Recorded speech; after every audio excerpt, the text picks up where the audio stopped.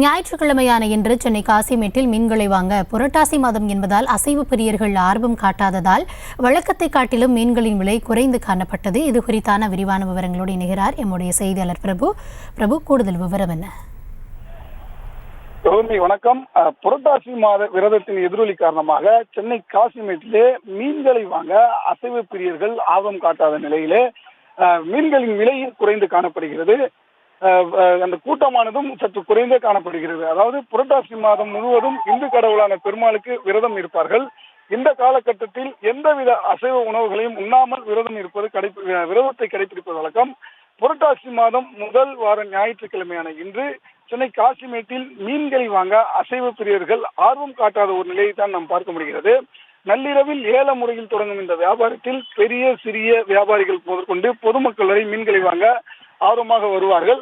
ஆனால் இந்த வாரம் முதல் வாரம் புரட்டாசியின் முதல் வாரம் என்பதால் பெரும்பான்மையான மக்களுடைய நடமாட்டம் இல்லாத நிலையிலேயே வழக்கத்தை காட்டிலும் குறைவான அளவிலேயே கூட்டமின்றி இந்த காசிமேடு மீன் சந்தையானது காணப்பட்டது. விசைப்படகுகளின் வரத்து அதிகரித்த போதிலும் மீன்களை வாங்க பொதுமக்களும் அசைவ பிரியர்களும் ஆர்வம் காட்டாததால் விலையானது குறைந்தே காணப்படுகிறது.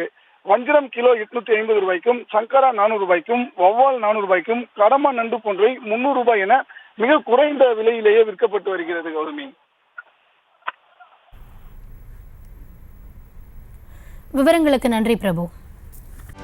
செய்திகளை உடனுக்குடனும் துல்லியமாகவும் தெரிந்து கொள்ள சப்ஸ்கிரைப் பண்ணுங்க.